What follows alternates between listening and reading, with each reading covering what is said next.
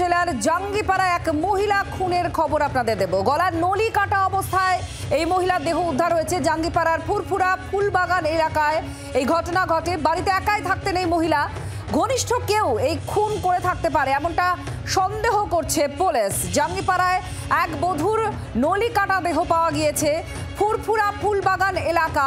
আর এখানে কোনো ঘনিষ্ঠ কেউ এই ঘটনার সঙ্গে জড়িয়ে থাকতে পারে বলে প্রাথমিকভাবে অনুমান করছেন তদন্তকারীরা। হুগলিতে মহিলা খুনের ঘটনায় আরো বিস্তারিতভাবে জানবো। বিধান আমাদের প্রতিনিধি আমাদের সঙ্গে আছেন।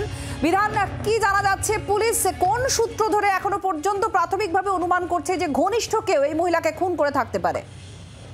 দেখো, আজকেই যে মহিলা খুন হয়েছে তার নাম হচ্ছে আফসানা বেগম, বছর 36-37 বছর বয়স তার। এবং যেটা জানা গেছে যে আজকে দুপুরের দিকে তার নিজের বাড়িতেই গলা নলি কাটা অবস্থায় পড়েছিলেন এবং স্থানীয়রা প্রথম দেখতে পায়, তারপর পুলিশকে খবর দেয়। জাঙ্গিপাড়া থানার পুলিশ এবং হুগলি গ্রামীণ পুলিশের উচ্চপদস্থ আধিকারিকরা সেখানে পৌঁছান এবং মৃতদেহ উদ্ধার করে ময়নাতদন্তে পাঠানো হয়।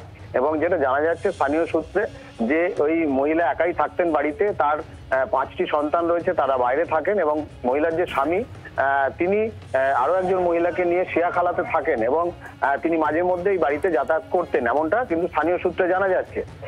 পাশাপাশি পুলিশ সূত্রে যেটা জানা যাচ্ছে যে যেভাবে খুন করা হয়েছে, গলার নলি কেটে নিজের ঘরের মধ্যেই মহিলাকে পাওয়া গেছে, সেখানে একেবারে খুব ঘনিষ্ঠ কেউ, খুব পরিচিত কেউ তার বাড়িতে যাতায়াত করতে, এমন কেউ কিন্তু এই খুনের পিছনে থাকতে পারে। তবে এটা পুলিশের একেবারে প্রাথমিক সন্দেহ। প্রতিবেশীরা কিছু বলতে পারছে তদন্তকারীদের?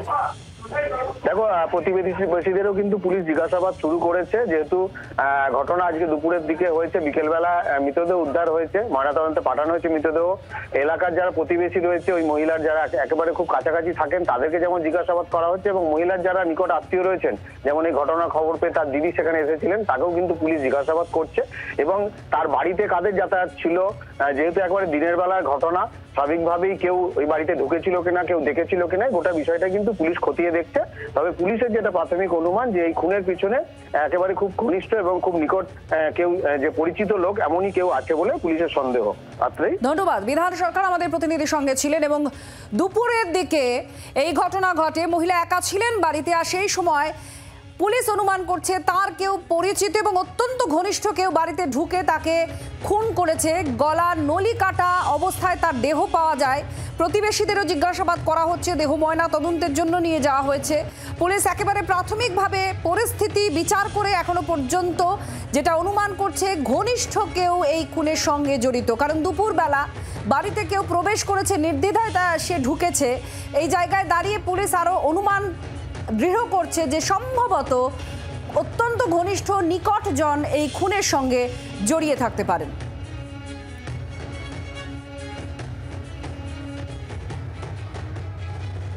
হুগলিতে মহিলা খুনের ঘটনা, একদম ভর দুপুরে মহিলা একা বাড়িতে ছিলেন, সেই সময় কেউ ঢুকে তাকে খুন করেছে। গলার নলি কাটা অবস্থায় তার দেহ পাওয়া গিয়েছে। একাই ছিলেন বাড়িতে ওই মহিলা এবং পুলিশ যেটা অনুমান করছে যে এই খুনের সঙ্গে কেউ নিকট জড়িয়ে রয়েছে, কেউ ঘনিষ্ঠ কেউ জড়িয়ে রয়েছে এই খুনের ঘটনার সঙ্গে।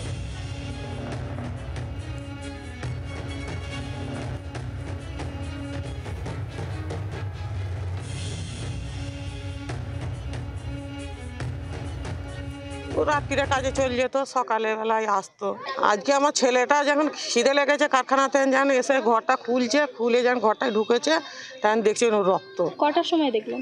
1টা-1:30টার সময়। স্বামী কোথায় থাকে? হাজবেন্ড? ওর হাজবেন্ড ওইসে অমিতে, ওইখানে বউ রয়েছে তো একটা। হ্যাঁ, আচ্ছা, ওইখানে থাকতো। এখানে উনি একাই থাকতো? উনি একলাই থাকতো এখানে। কটা বাচ্চা? 5টা।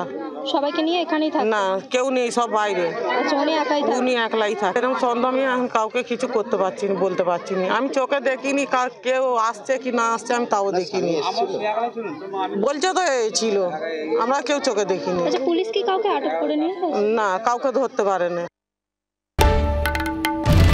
বাংলার আওয়াজ, বাঙালির আবেগ, জি 24 ঘন্টা।